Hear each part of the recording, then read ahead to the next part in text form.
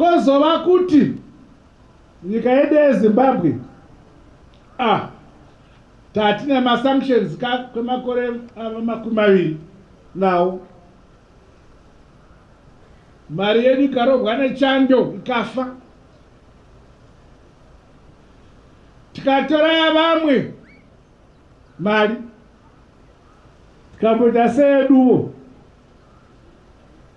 Asi sitonzi maZimbabweans yotoshandisa ndeyamaAmerican. Vane nyika yavo inonzi America. Toshandisavo imwe kuda yePound. Vane nyika yavo inonzi Britain. Toshandisa randi. Vane nyika yavo inonzi South Africa. Ukashandisa pula ine nyika yayo inonzi Botswana.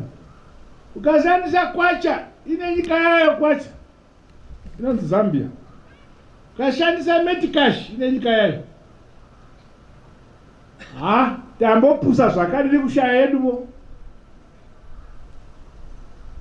Saka kuti nyika ibudirire pasi pano, nyika inosumbirwa kuva nemari yayo. Kuti nyika ibudirire kune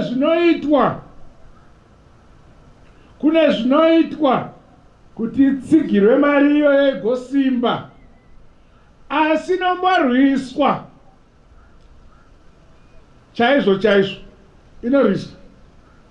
Imwe ichirwiswa nesu pachedu nokuti tichingoisora kuti hatidi. Haudi zokwako, uchida zokwavamwe. Vachida kwavamwe kausagara kwako. Kana uchida nyika yekwako, indavo zvenyika yekwako.